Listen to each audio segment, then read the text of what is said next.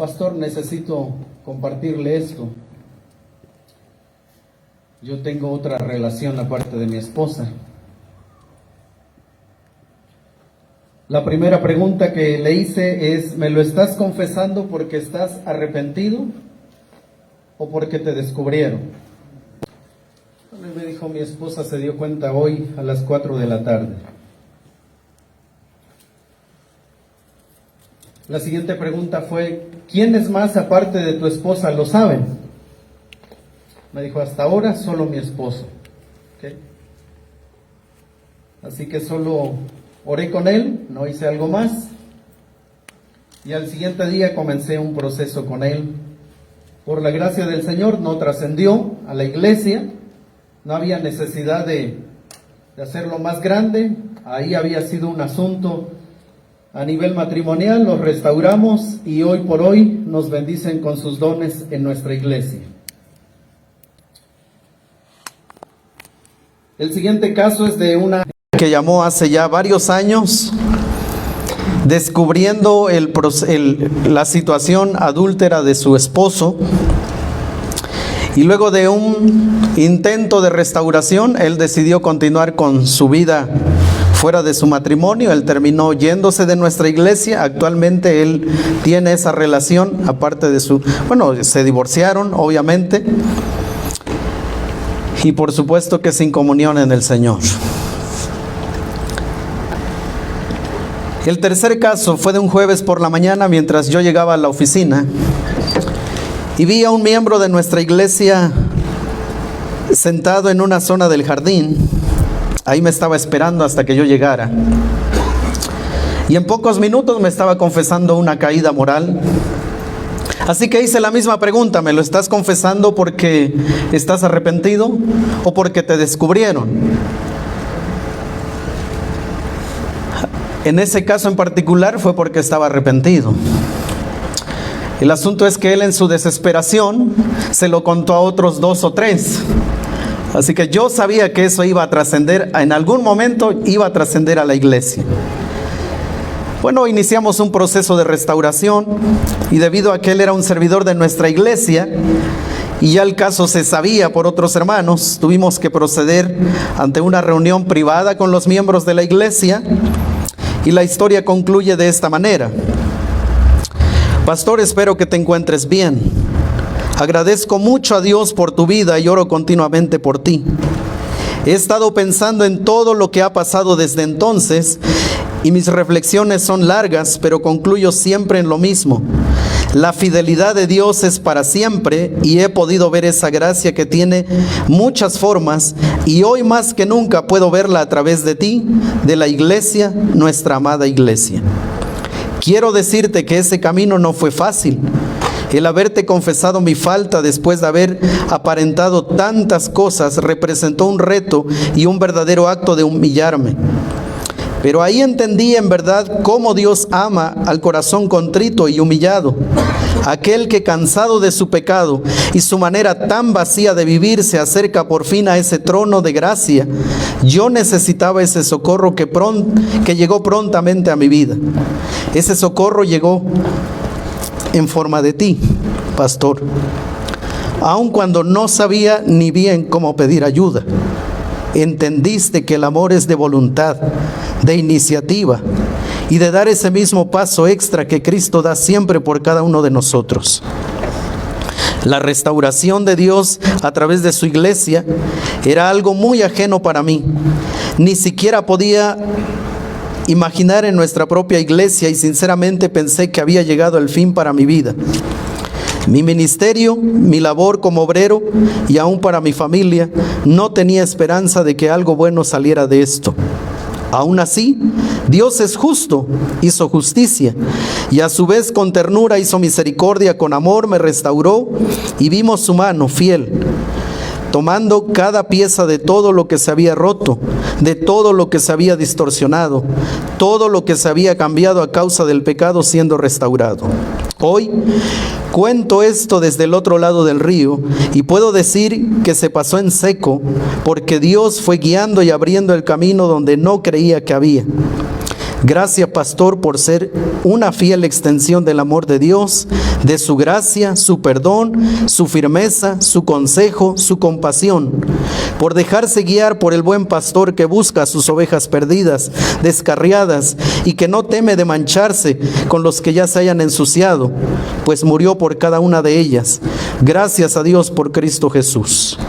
Te lo escribo con afecto, esperando ser de ánimo y bendición a aquellos que tienen el llamado de actuar de la misma manera, ser agentes de restauración para honra y gloria de Dios.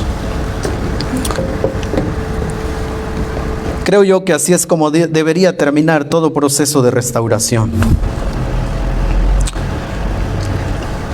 La Biblia describe la salvación como un regreso a un estado originalmente bueno. Eso dice la Biblia, que la restauración es precisamente regresar a lo que fue muy bueno, tan bueno, que Dios mismo había venido diciendo: esto es bueno, esto es bueno, esto es bueno, pero cuando llegamos a la creación del hombre dijo que era bueno en gran manera.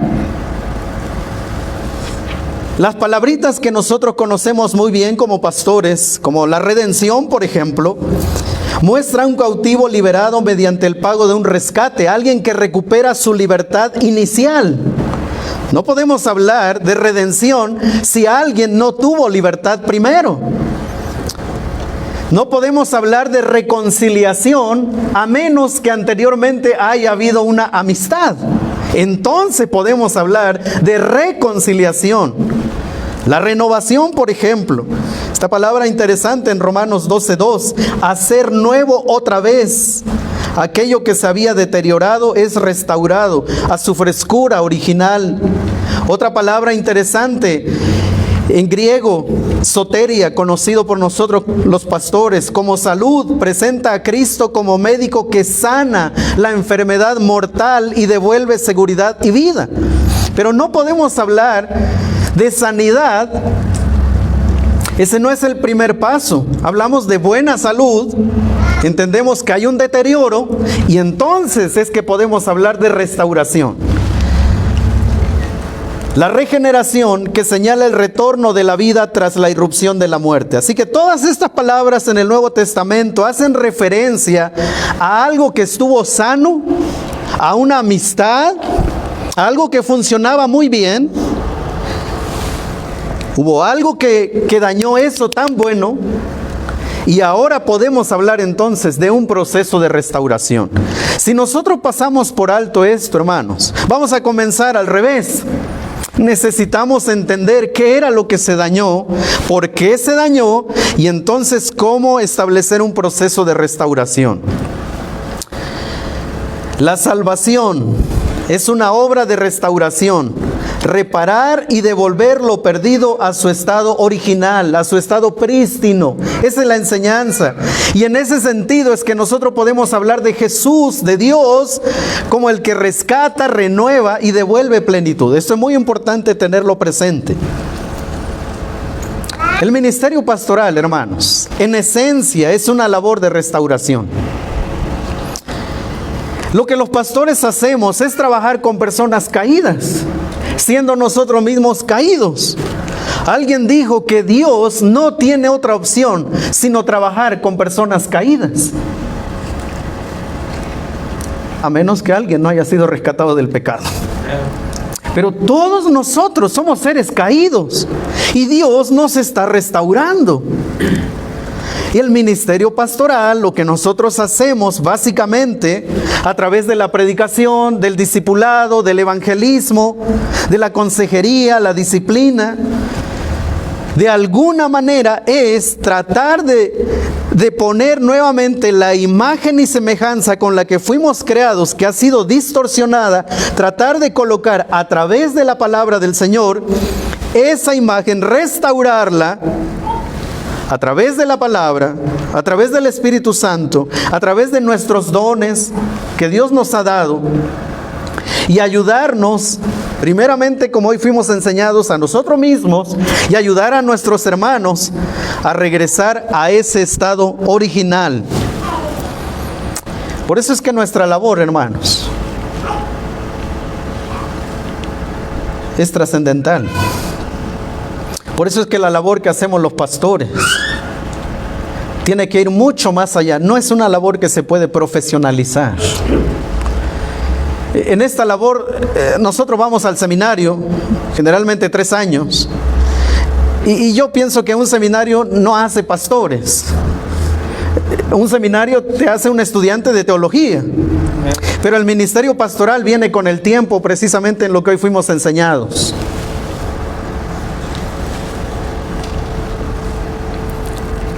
Los pastores hacemos esa labor de restauración con los dones que el Señor nos ha dado. Semejante labor requiere un carácter equilibrado. ¿Te imaginas a alguien que no tiene el tacto para ayudar a sus hermanos que han caído? Y ponerse sobre ellos como señores porque cayeron, y ahí aprovechar a este que me ha dado lata en el ministerio. Ahora es cuando. No, se requiere un carácter. Ahí están los textos, hermanos. Por causa del tiempo, porque quisiera compartir con ustedes aspectos prácticos, pero ahí están todos los textos que sustentan lo que voy a enseñar el día de hoy. Si nosotros no tenemos un carácter equilibrado, nos vamos a convertir en abusadores del rebaño. Un creyente que ha caído no necesita un pastor que llegue con la vara y le termine de dar. Si es un creyente que está sufriendo, de por sí ya está sufriendo, y nuestra labor no es añadirle a su sufrimiento. Nuestra labor es restaurarlo. El caminar espiritual del creyente atraviesa inevitables altibajos. Esos momentos de dificultad pueden frenar el crecimiento y afectar la vida de la iglesia, sobre todo cuando ya es una situación que trasciende. Cuando ya todo el mundo se enteró. Ahora vamos a entrar en materia en un momentito más. Estoy en la parte introductoria. Pero aquí estamos cuando una situación ya salió a la luz, ya todo el mundo lo sabe. Bueno, eso va a ser un impacto a la vida de la iglesia. Tenemos que saberlo, lo sabemos, porque seguramente hemos sufrido de esto. Afecta la vida de la iglesia. Aquellos proyectos que se ven, que van caminando bien, viene una caída y eso te mueve todo. Debemos estar preparados para afrontarlos con sabiduría y paciencia. Al mismo tiempo, tales circunstancias nos llevan a activar un proceso de acompañamiento y restauración que en realidad debe prolongarse tanto como la situación lo demande. Aquí no podemos ser los pastores que digan, bueno, te voy a dedicar 2 semanas, pero ya apúrate, dime qué pasó. Pues yo tengo que predicar mi serie de los 4 jinetes del Apocalipsis. No va a pasar mucho en la iglesia. Y ahora te lo digo con experiencia. Si tú eres de esos pastores, y aquí hay estudiantes de seminario, ¿verdad? No, pastores, que yo estoy predicando del Apocalipsis. Bueno, lo que va a pasar es que esa oveja ahí dañada y lastimada ahí va a quedar, porque tú estás ahí de los 4 jinetes, Gog y Magog, y a tratar de descubrir al anticristo.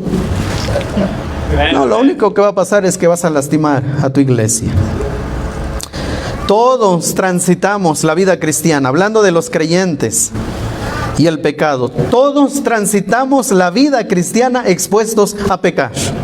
Hermanos, si alguno fuere sorprendido en alguna falta, si alguno, ¿verdad? Si alguno, y ese alguno puede ser tú, o puedo ser yo.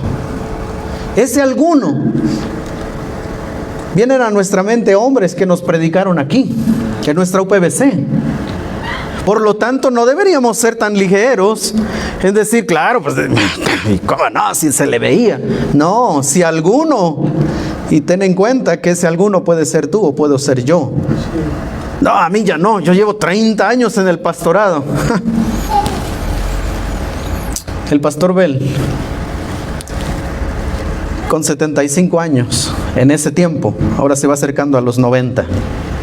Pero el pastor Bell decía, Mario, yo tengo que cuidarme a esta edad también.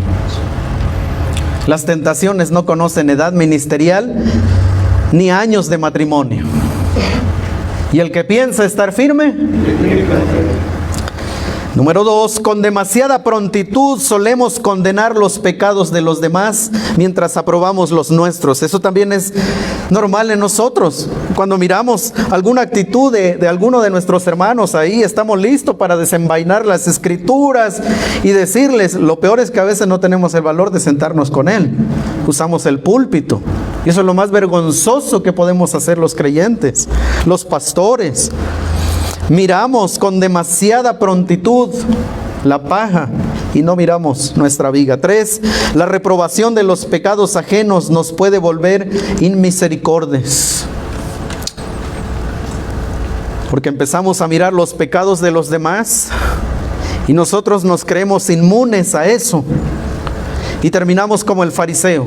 Señor, yo te doy gracias, porque yo no soy como ellos, yo no soy como A, como B. Yo soy pastor. Cuidado con esa actitud. Número 4, el juicio sin sabiduría ni humildad nos convierte en impostores. ¿Quién eres tú que juzgas al siervo ajeno? Y eso para nosotros, hermanos. Ya lo escuchamos hace rato, no son nuestros empleados, no son nuestros siervos, son siervos de Dios, somos creyentes, somos ovejas del mismo rebaño. Y Pablo dice que cuando nosotros tomamos una actitud de señores en el rebaño, estamos usurpando la labor de Cristo, porque Él es el Señor, no nosotros. Así que brevemente, antes de hablar de una caída, hablemos entonces de la situación inicial. Un creyente saludable. Hablamos de un cristiano que está viviendo a la luz de la palabra. Un creyente que se refleja su crecimiento espiritual en su carácter. Su conocimiento de las Escrituras va en aumento poco a poco. Comenzamos con un discipulado básico. Y nosotros miramos que él va adoptando esos principios para su vida. Miramos que tiene un compromiso, pequeño al inicio, pero ahí va creciendo en su compromiso con la iglesia. Tiene un buen testimonio, dentro y fuera de la iglesia. Otra vez, por algo estamos, y mire que no platicamos el pastor Abiud y un servidor sobre nuestros temas. Pero cuán importante es esto. Ahora, ¿por qué quise puntualizar? ¿Por qué estoy haciendo énfasis en carácter, conocimiento, compromiso y buen testimonio? Porque solemos pensar que un creyente saludable es este. Asiste a la iglesia, no ha faltado ya en 2 años. Participa en las actividades de la iglesia, es el primero en llegar. Además, de que ya empezó a trabajar, diezma bien, pastor.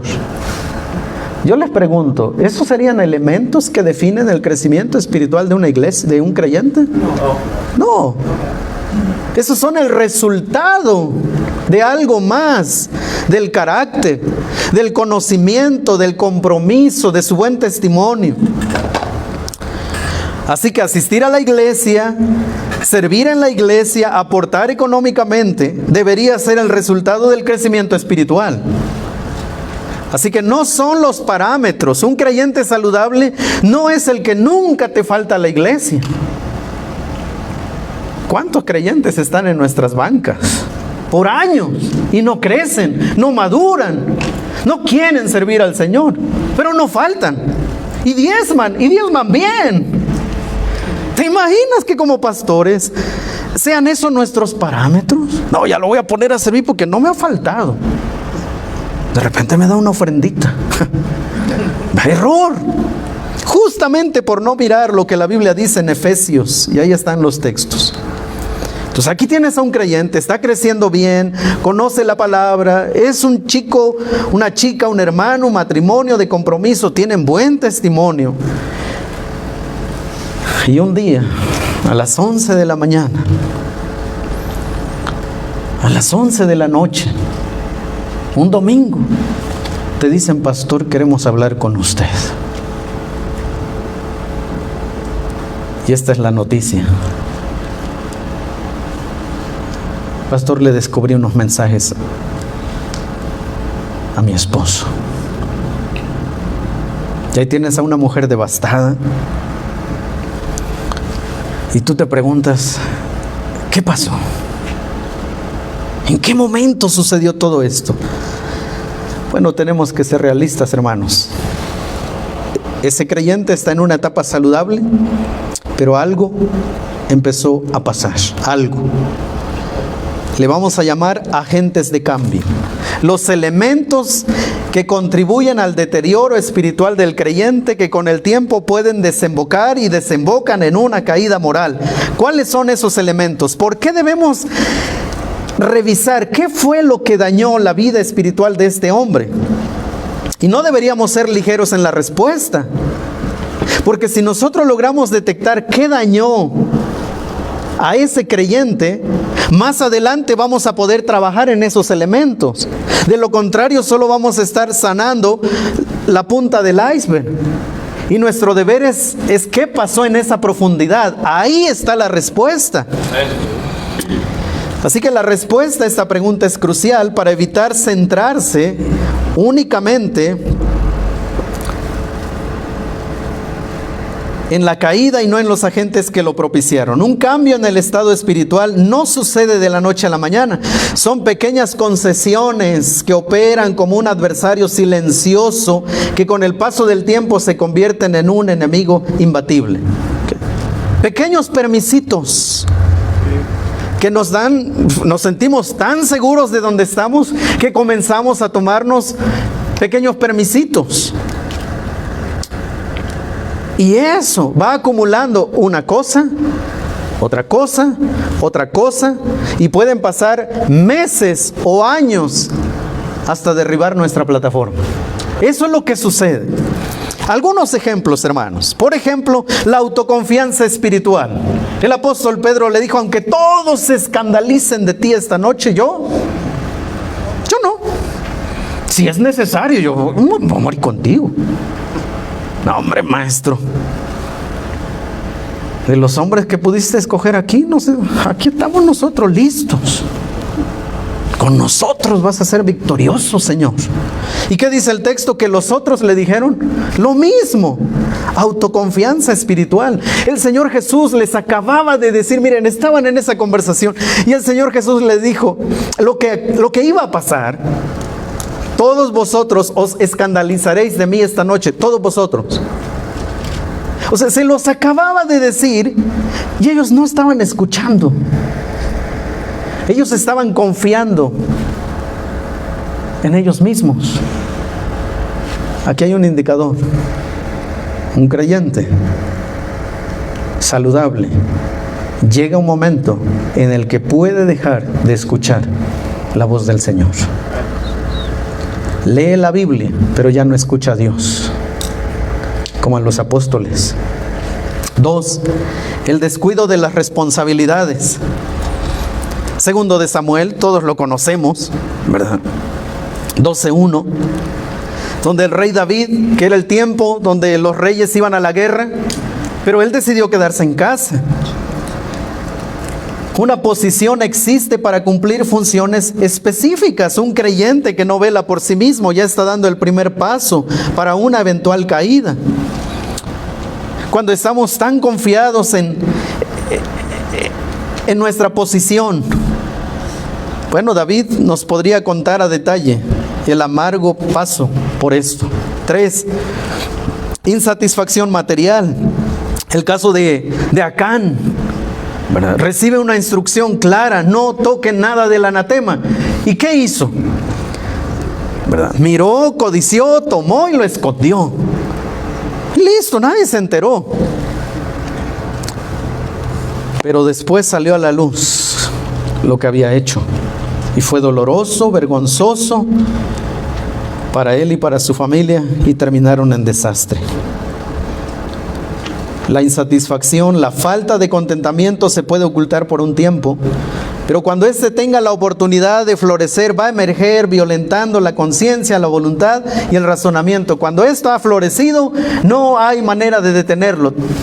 Ya ha hecho raíces y empieza a crecer, a crecer, a crecer, y no hay manera. Otra, falta de dominio propio. Salomón, además de su esposa, amó a otras mujeres que terminaron inclinando su corazón. Por no tener por falta de dominio propio. Otros factores, por ejemplo, la falta de lectura de la palabra, falta de oración, Problemas a nivel familiar que se gestan hasta en las familias pastorales, ¿o no, hermanos? Porque los pastores aconsejamos sobre matrimonios, asuntos financieros. Si somos honestos, nosotros mismos tenemos problemas matrimoniales. Nos hace falta un cursito de administración financiera. Nosotros predicamos de la comunicación con la esposa. Y a veces la esposa está ahí diciendo, si tú aplicaras lo que estás enseñando.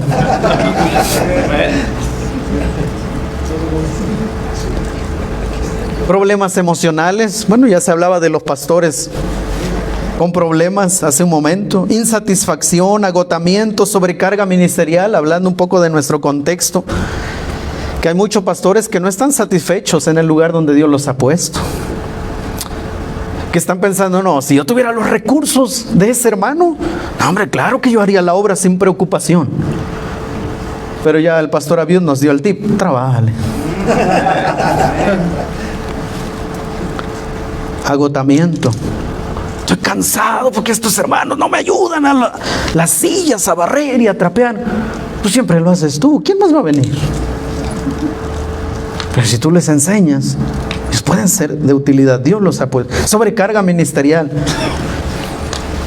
Yo no entiendo mucho cómo es que hay pastores que no tienen tiempo para atender su iglesia, pero andan de arriba para abajo.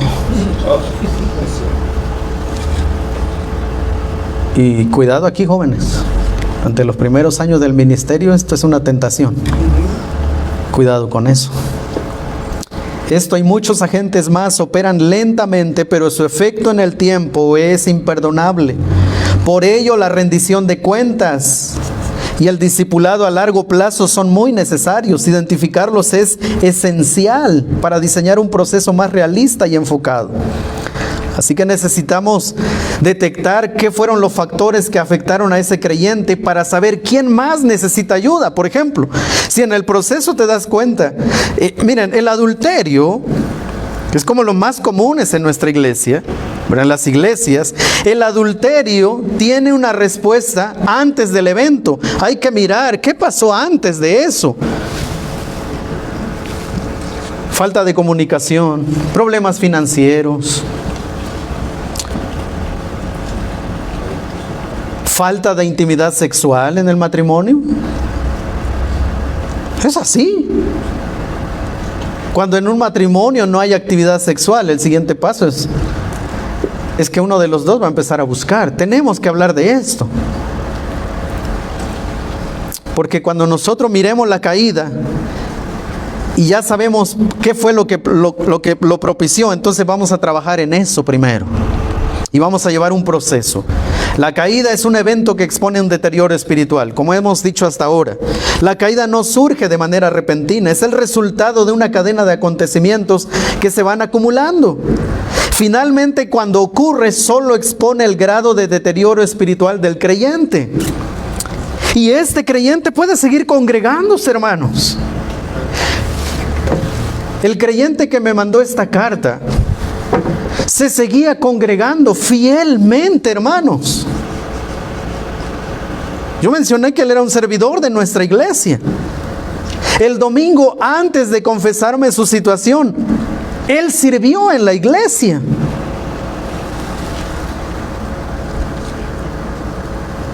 Seguramente estaba diezmando y participando activamente. Y llegado este momento, entonces se puede hablar de un proceso de restauración. Quiero decir que no es un proceso de restauración. Número 1, retirar al creyente caído del ministerio y relegarlo sin acompañamiento no produce sanidad. O sea, si tú eres de los pastores, y espero que no lo hayas hecho, y espero que no lo hagas, pero cuando alguien cae y tú solo lo quitas del ministerio y lo ignoras, no tienes un corazón de pastor. Tú tienes un corazón de empresario. Este no me sirve porque yo tengo un proyecto. Estamos en construcción del templo. Cuidado con eso. No es tu enemigo. Por eso es que muchos hermanos que caen no lo quieren confesar. ¿Sabes por qué? Porque el que debe acompañar es el primero que los desecha. El que se supone que está lleno de compasión es el primero en misericordia que los bota hasta allá, en la última donde ya ni se ven, ¿no? 2, exponerlo públicamente y exigirle que pida perdón ante la iglesia, sino un proceso guiado con amor y compasión. El domingo voy a reunir a la iglesia para que le pidas perdón a los hermanos. Bueno, y tienes el hermano, si es obediente y humilde, viene y lo confiesa. Y luego, ya, terminó. Ahora siéntate allá, sigue diezmando hasta que el Señor venga. No es proceso de restauración. 3, llamarlo a cuenta sin certeza de las situaciones injustas. Cuidado con esto, hermanos. Pastor, es que me enteré. Y cuando vienen con ese tonito, yo ya sé que algo no está bien. Pastor, es que le quiero contar, no sé si usted ya sabía, que vieron a tal persona, así. ¿Tú lo viste? No, pero me contaron. Cuidado con eso. La misma palabra proceso apunta a una secuencia de pasos a seguir de manera planificada y ordenada. Esto es importante, hermanos. Un proceso no surge de la nada. Precisamente estamos hablando de un proceso que lleva un orden, que lleva un plan, que se va adaptando y tiene un objetivo. El objetivo es restaurar a ese creyente. Yo debo hacer todo lo que esté en mis manos, hasta donde mi conocimiento y mi experiencia me lo permitan, para tratar de rescatarlo. Además, el Señor también en su palabra nos da las pautas para considerar un procedimiento de esta naturaleza, el perfil de los que deben de estar involucrados y el resultado final. Así que desde el inicio, un proceso debe venir acompañado de discernimiento, sabiduría para evitar un daño mayor y dar paso a la restauración. Y aquí viene importante: ya cayó, ya te confesaron, ya te enteraste, ya se está hablando en la iglesia. Bueno, ¿y qué haces, pastor? Aquí viene entonces el proceso del pastor. ¿Cuál es la labor del pastor? Ya salió a la luz. Y ahora con las redes sociales, hermanos, híjole, ¿verdad? Esto es desastroso. No hay manera de detener algo así. Ya salió, ya todo el mundo lo sabe. Y a veces los últimos en enterarnos somos nosotros. Pero ya salió. Ok, ya llegó el impacto. ¿Qué haces ahora? Bueno, en primer lugar, necesitamos compasión. Compasión y empatía por el creyente que ha caído, ¿verdad? Recordando siempre que sigue siendo hijo de Dios. Eso es lo primero, hermano, a la luz de estas experiencias que he vivido durante estos años en la iglesia. Eso es lo primero que quiero decirte: compasión y empatía. Por muy feo que haya sido su pecado, por muy escandaloso que haya sido su pecado, tenle compasión y empatía, porque tú eres su pastor. Y emulamos al buen pastor. Si hay algo que Jesús no hace, Él no se sorprende, Él no se aterra de mis pecados. Él me mira con misericordia. Es que dañó el testimonio de la iglesia. No fue el testimonio de la iglesia. Él pecó contra el Señor, ¿verdad? Su primer atentado no fue contra Getsemaní, fue contra el Señor. Y aquí vienen algunas descripciones sencillas. Los pastores debemos dolernos por el creyente que ha caído y clamar en oración, mostrando en nuestro propio corazón la misericordia y la verdad del evangelio que predicamos. Pero además debemos orar pidiendo que este hermano pueda ser hallado en gracia para la restauración de su vida. Número 2, otro consejo: reestructurar la agenda.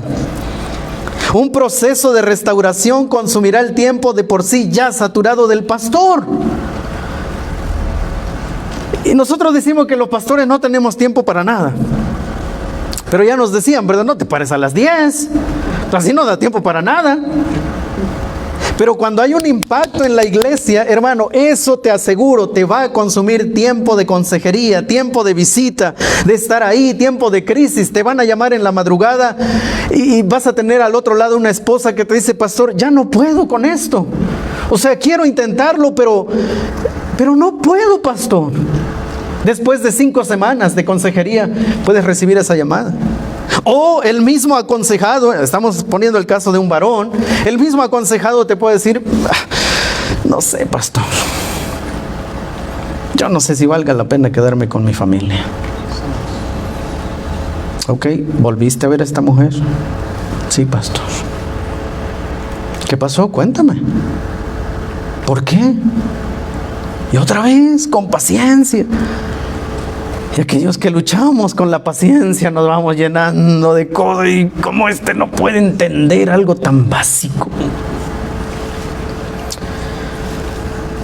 El caso de Nehemías, él hizo una buena planificación. Restaurar no es un proceso al vapor, demanda horas y horas de consejería, llamadas, visitas, estudios bíblicos enfocados en el caso. Tienes que estudiar la palabra, hacer un pequeño material de algo, porque no se trabaja igual con los aconsejados. Algo se tiene que hacer. Aparte, cuando te digan: pastor, nosotros no vemos que esto esté funcionando, y te sientes miserable como pastor. O sea, francamente, hermano, yo estoy hablando de lo que yo he vivido. Y uno se siente como: ay, no puede ser, si yo soy el gran teólogo aquí. Me acaban de decir que lo que les estoy diciendo no les sirve. Bueno, también uno va creciendo, hermanos. Uno se va restaurando también. Ser honestos en cuanto a la capacidad para manejar algunos aspectos de la consejería. Yo debo decir, hermanos, no todos tenemos las mismas habilidades, los mismos dones, el mismo conocimiento. Queridos jóvenes que están aquí, estudiantes de seminario, mira, el día en que te den tu diploma, solo dice que terminaste el programa del seminario. Ahí no dice que tú lo sabes todo. Cierto. Si tu cristología es en 10 años la misma que del seminario, tú deberías dedicarte a otra cosa. Si tu definición de santificación es la misma que te enseñaron en el seminario y no has crecido y no has desarrollado, joven, dedícate a otra cosa. Sí.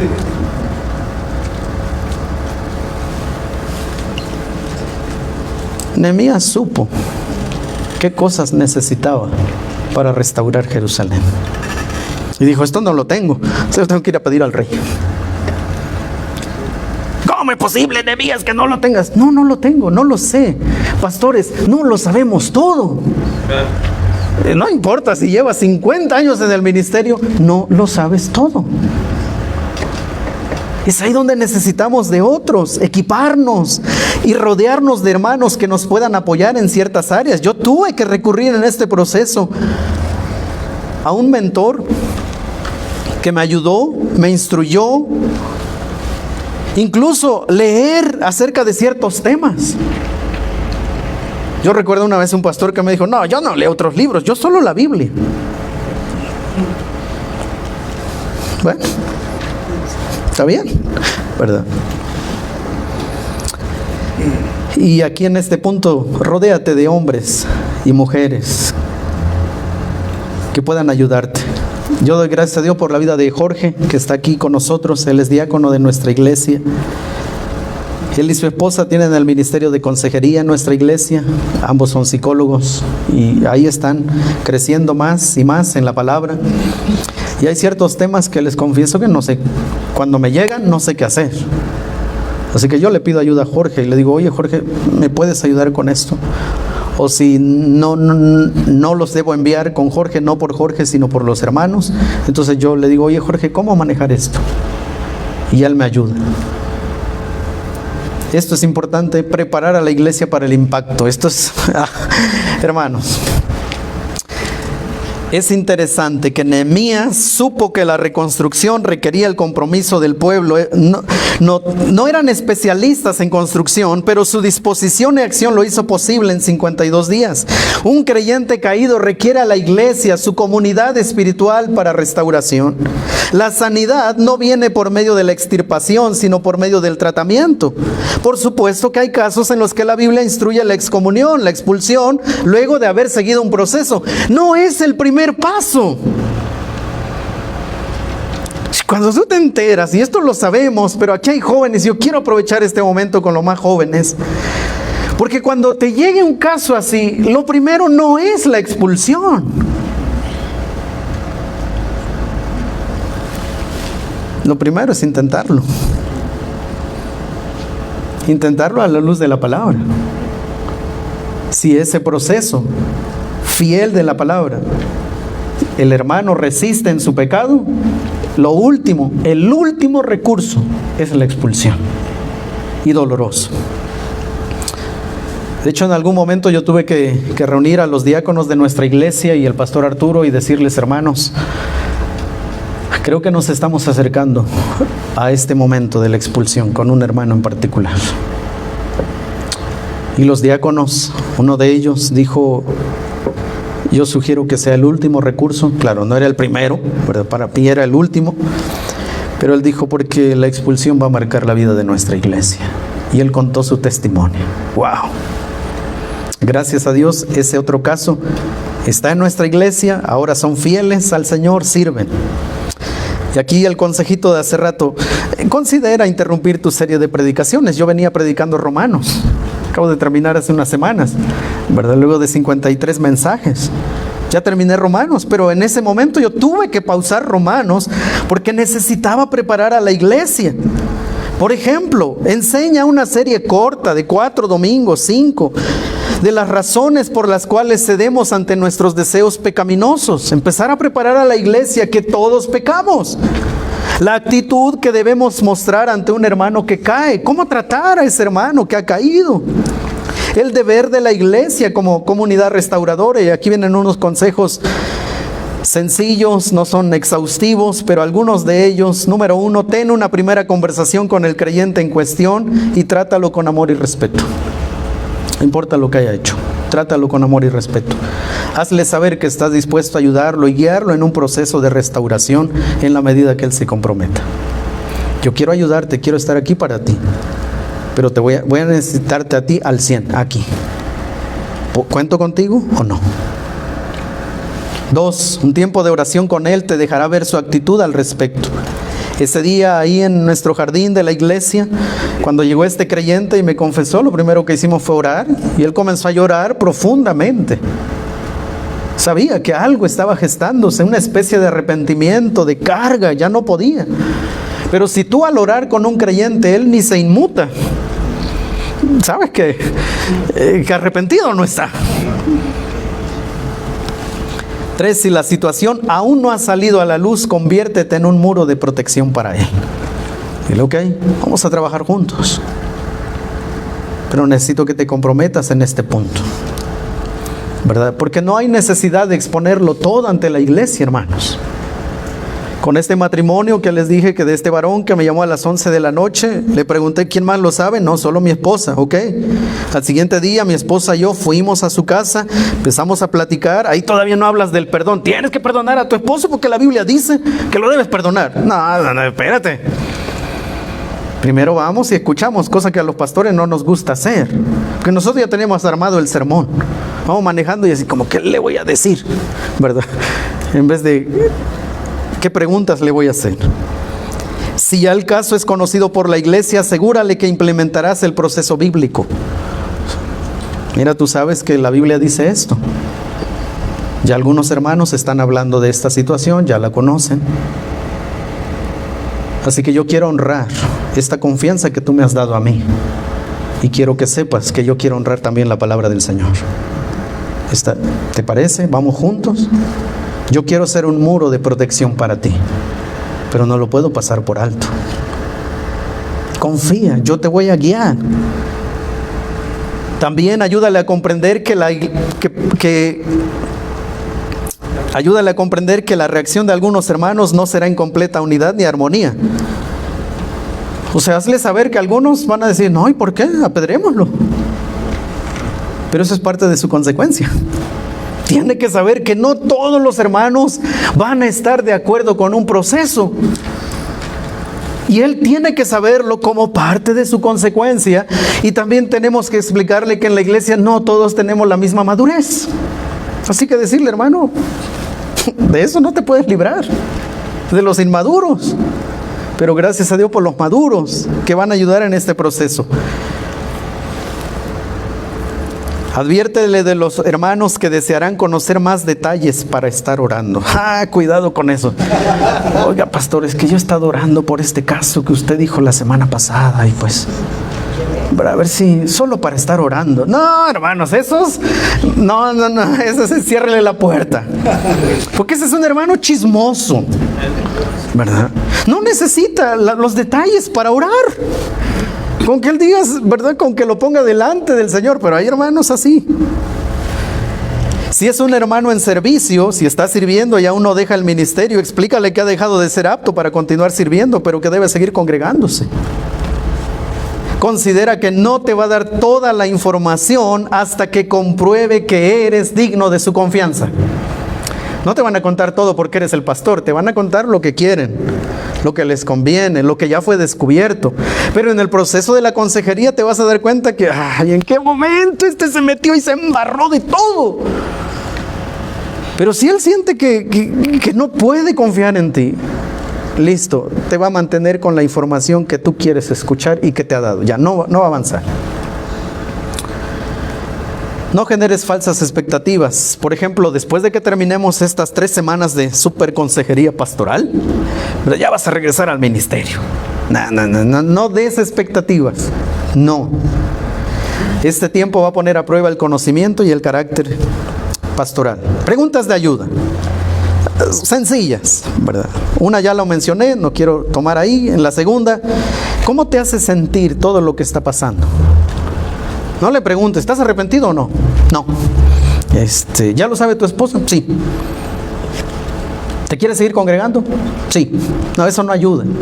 Dale preguntas que te den información. ¿Cómo te hace sentir lo que está pasando? Pues, avergonzado, pastor. No sé, me siento desesperado, me siento frustrado, me siento así, y empiezan a hablar. Sabiendo, otra pregunta, sabiendo que en algún momento esto saldría a la luz, ¿por qué no te detuviste? Aquí esta pregunta es interesante. Híjole, pastor, pensé que es que todos nos habían salido bien. Nos mirábamos a tal hora, íbamos a ciertos restaurantes y todo iba bien. Así que yo estaba confiado y empiezas a escuchar. ¿Estarías dispuesto a someterte a un proceso de restauración? Porque una cosa es que te lo confiese y otra cosa es que él esté dispuesto a ser restaurado. ¿Estás dispuesto a someterte a un proceso? Sí. ¿Por qué? ¿De qué maneras esperas que yo te ayude? Porque eso también nos va a decir qué está esperando de mí. Pero no vaya a esperar que yo lo oculte. Así que las preguntas abiertas permiten escuchar emociones, expectativas, culpa, arrepentimiento. El diálogo puede producir golpes de conciencia más que el señalamiento desmedido. En las primeras semanas de consejería tendrás que solo escuchar, escuchar y escuchar.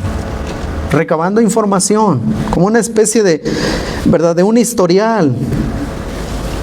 A veces vas a encontrar incongruencias en lo que te está platicando. Es ahí donde debes tener buena memoria y decirle, oye, la semana pasada tú me dijiste esto, pero ahora me estás diciendo esto. ¿Cuál es la verdad? Y él se va a dar cuenta. Y ahí tú entiendes que en algún punto te está mintiendo. Porque razonas, logras ver. Así que no es como, bueno, ya lo atendí sesión 1, sesión 2. No, tienes que ir conectando información. Lo principal que deben tratar de lograr en su primera conversación con una persona es ayudarlo a estar dispuesto a hablar de nuevo. Este es un regalo del Señor, hermanos. Si tú le dices a tu aconsejado, ¿nos podemos ver la siguiente semana? Y te dice sí, estás del otro lado. Está encontrando confianza. Avanzamos. Si es un caso de adulterio, también debe haber acercamiento con la esposa o con el esposo, dependiendo, ¿verdad? Porque a veces nos enfocamos en el que cayó, Pero necesitamos también tratar con la otra parte. Si está casado, pues con la esposa. Si hay hijos, imagínate que el cónyuge no sea creyente. Híjole, hermano, esto ya nos da una oportunidad extraordinaria de presentar el evangelio. Así que no lo veamos como qué caos, su esposa no es creyente, el testimonio. No, esta es la oportunidad para tú presentarle el evangelio glorioso de Cristo. Y no está por demás recordarnos, ¿verdad?, el cuidado que debemos tener con el sexo opuesto. Ahora, la confrontación no es sinónimo de regaño. Es algo que debemos aprender los pastores. La confrontación no es sinónimo de regaño. ¿Recuerdan cuando Natán llegó con David, primero de Samuel? No llegó a darle de palos, ¿verdad? ¿Por qué manchaste el testimonio de Dios? No, le contó una historia sencilla, sin tanto rollo. Dijo, oye David, te quiero contar una historia. Y ¡fum! Solito pequé contra Jehová. No lo fue a regañar, lo fue a exhortar. Ahora, ¿qué pasa si una primera conversación no da resultados? Bueno, hay que seguir un proceso.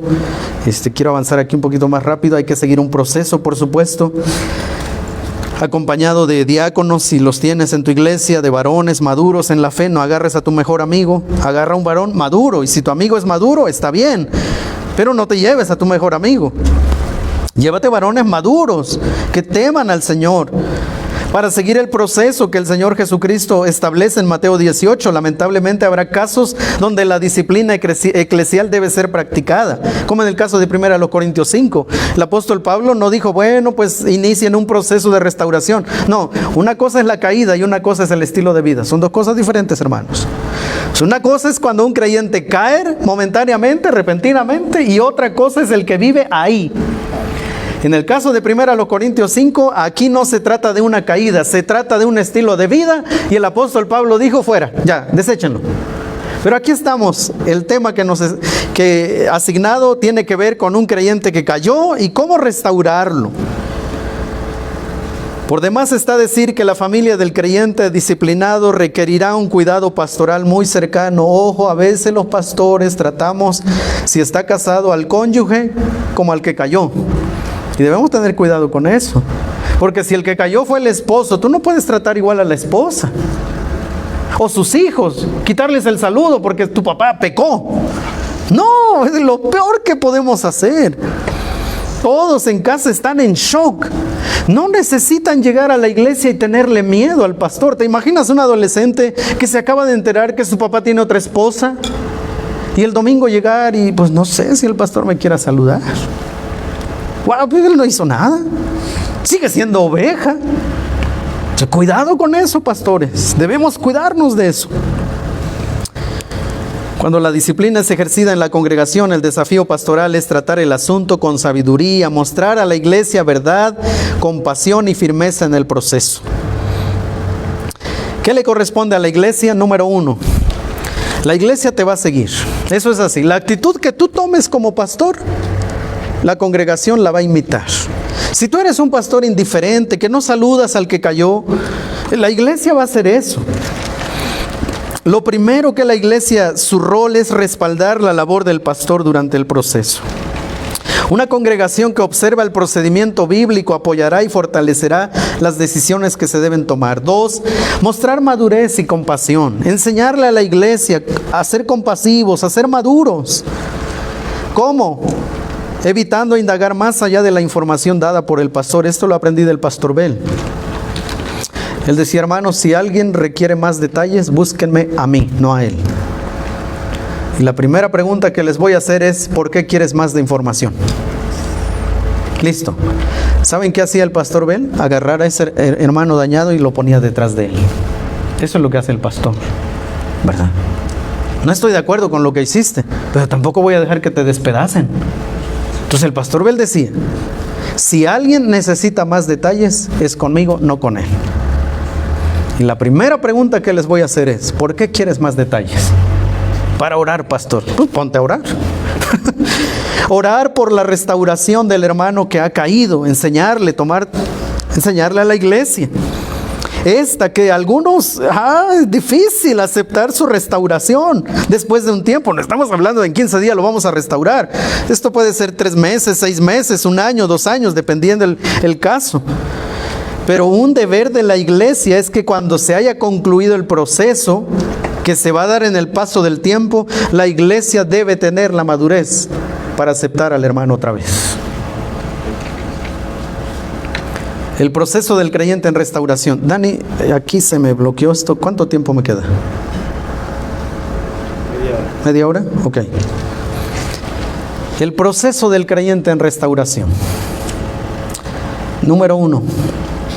Enséñale a admitir su culpa sin atribuir a otros su conducta. Mira, probablemente en casa las cosas no han estado bien. Yo entiendo que la falta de intimidad en casa no ayuda, no contribuyó, pero al final quien tomó la decisión de ir y tomar a otra mujer, si es el caso de un varón, fuiste tú. Así que aquí no quiero hablar de tu esposa por ahora. Ahora quiero hablar de ti. ¿Por qué? Porque David nos muestra esto. Yo pequé. Yo. Él no dijo, pues sí, pastor, yo sé, me equivoqué, pero es que también la Betsabé. O sea, ¿a quién se le ocurre estarse ahí bañando, pastor? Pues yo me acabo de levantar y estaba ahí. No, David solo dijo, yo pequé. Eso es todo. Pero para que llegues a este momento requieres enseñanza con paciencia y firmeza. La confesión auténtica llegará a medida que contemples su proceso de deterioro y el impacto de sus acciones. Pero el punto final será cuando admita que el mayor ofendido es Dios, no es su esposa. Claro, su esposa está que lo va a ahorcar, sus hijos.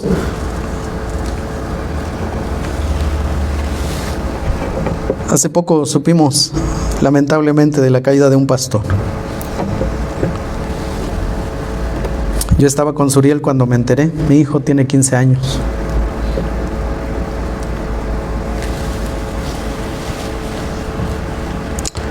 Y me dijo, ¿qué piensas, papá? Le dije, siempre la caída de alguien es muy dolorosa, mi amor. Así que me duele. Yo no conozco a este hombre, pero me duele porque sé el impacto que viene para su esposa y para sus hijos. Y él se me quedó viendo y me dijo,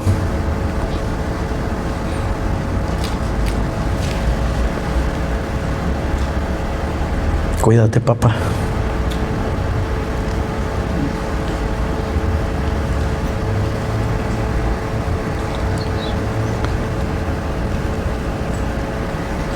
Admitir la culpa sin buscar culpables. 2. El creyente caído debe aceptar las consecuencias como el miedo y la vergüenza. Ustedes escucharon la carta.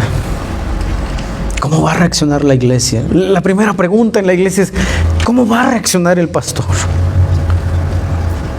Pero esta es una reacción natural del pecado. Tuve miedo y me escondí.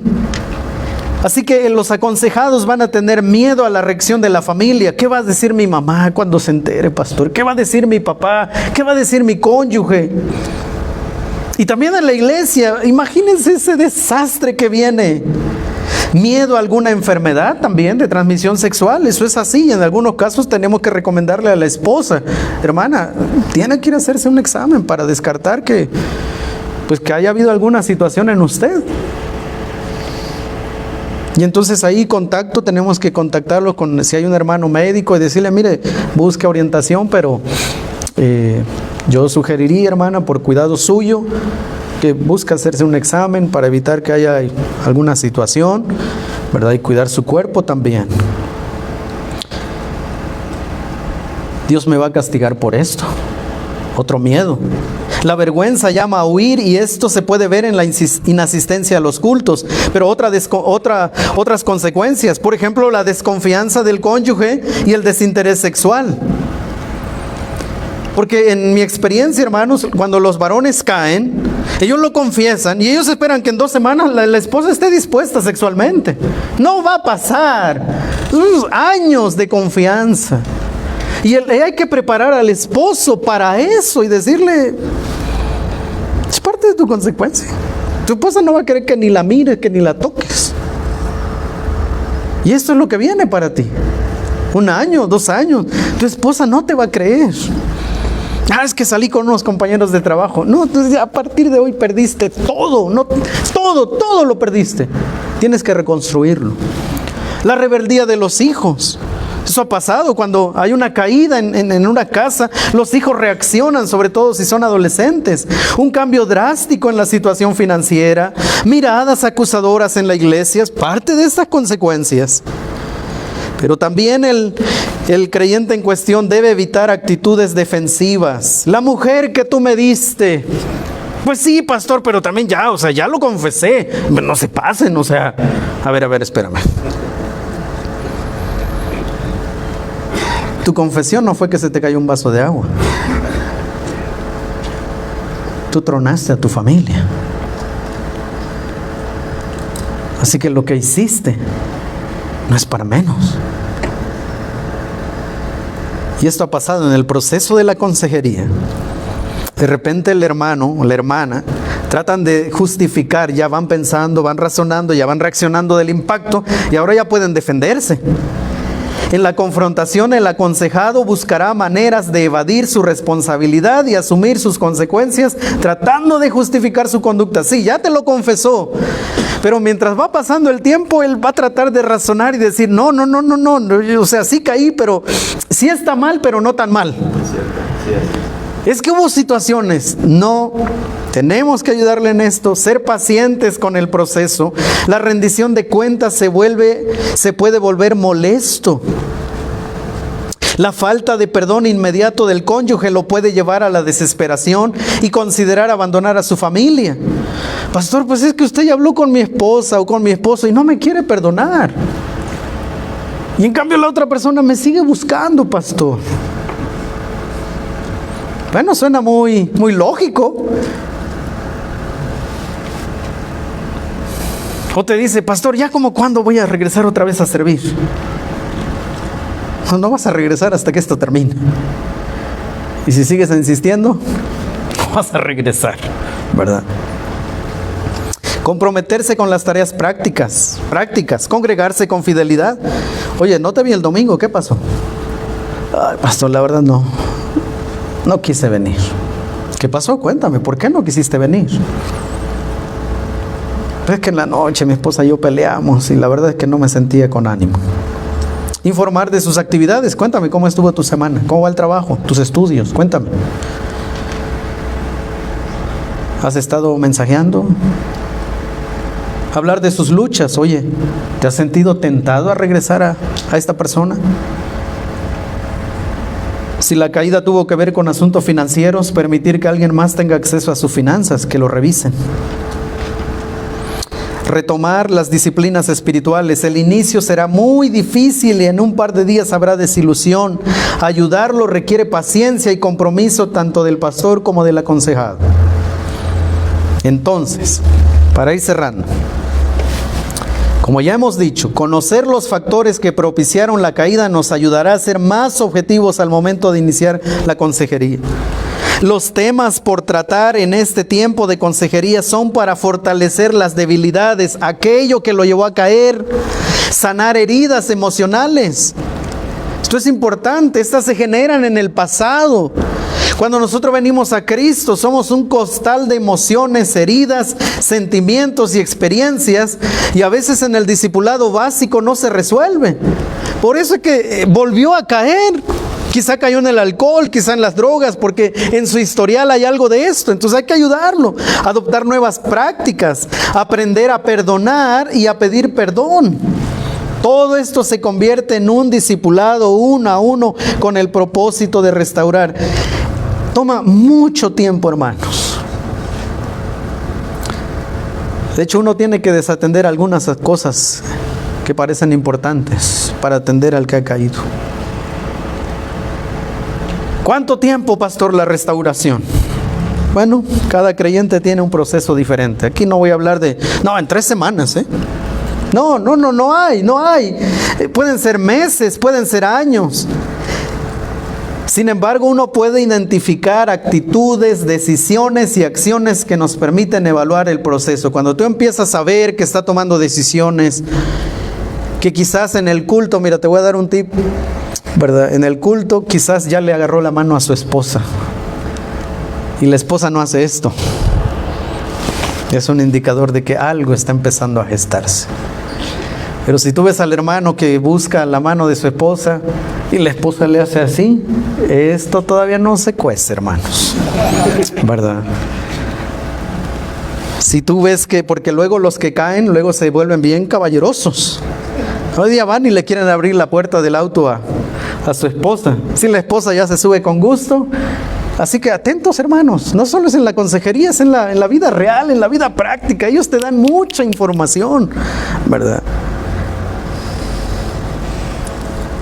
El testimonio de la familia resulta ser una guía muy útil. Por ejemplo, en el caso de la carta que leí, es un chico de casa, así que yo tuve que visitar a sus papás de cuando en cuando, preguntar cómo lo veían, y ellos me daban información para yo poder ayudarle a este creyente, ¿verdad? Yo necesité la ayuda de sus papás y gracias a Dios, ellos temerosos del Señor, que con sencillez hablaban del dolor que les había producido, pero ellos me daban información, me decían, lo vemos así, claro. Entonces yo agarraba esa información, me iba a la consejería y le decía, oye, hay que trabajar en esto, ¿cómo estás en eso? Y ahí iba estudiando, haciendo materiales cada semana. Finalmente, todo creyente ha recibido de Dios el ministerio de la reconciliación. Todos los creyentes hemos recibido de Dios el ministerio de la reconciliación. Esto significa que nuestra misión es predicar el evangelio a los caídos y mediante la palabra conducirlos a la restauración para la gloria de Dios. Pero el ministerio pastoral desde un inicio hasta su fin es una labor de restauración. A menudo nosotros restauramos a la gente predicando la verdad, como hoy se nos recordó otra vez. A veces lo hacemos en el discipulado. En otras ocasiones, cuando un hermano lo necesita, se realiza en un proceso temporal, enfocado, desgastante, doloroso, pero profundamente satisfactorio si se lleva a cabo bajo los preceptos de la palabra del Señor. Y termino con esto, queridos hermanos, que Dios nos libre de ser los pastores indolentes de Ezequiel 34. Y nos conceda la gracia para esforzarnos conforme al modelo de Primera de Pedro. Y este es un temor en mí. Un día viene el gran pastor por sus ovejas y pedirá cuenta de mí por esas ovejas. ¿Te imaginas que entre mi rebaño haya unos bateados, heridos, lastimados, y yo los terminé de rematar?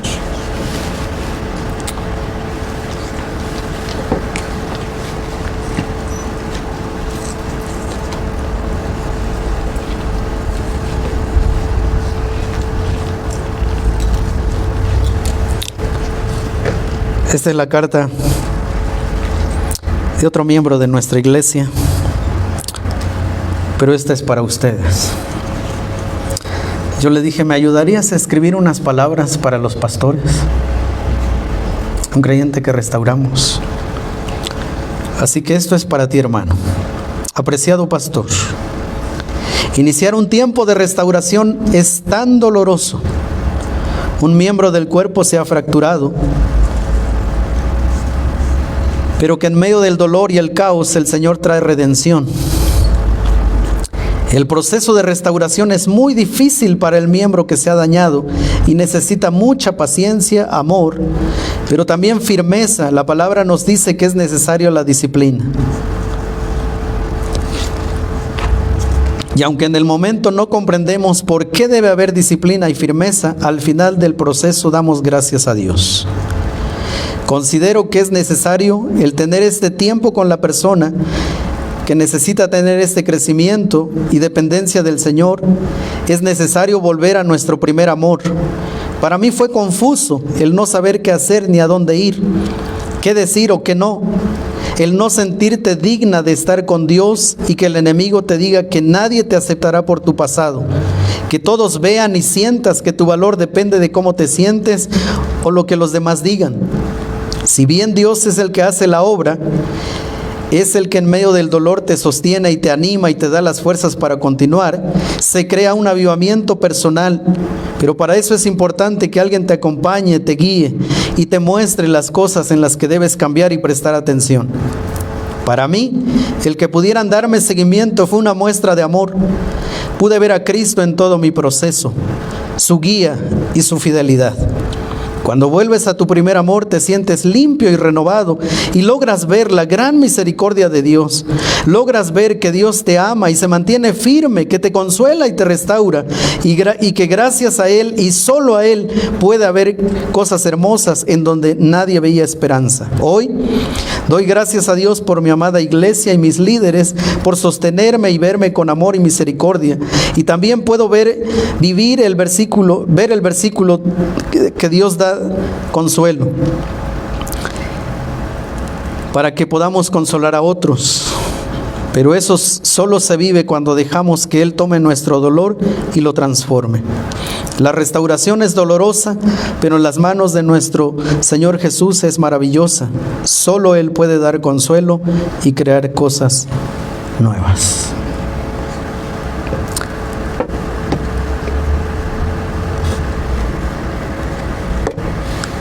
Dios no tiene otra opción que trabajar con personas caídas. Y entre los caídos llamó a algunos a restaurar a otros. Así que, hermanos, que el Señor nos guíe en procesos así. Yo no me subí a este púlpito como el que domina este tema, pero si en algún momento puedo ayudarles en algo, lo haré con gusto. Padre Santo,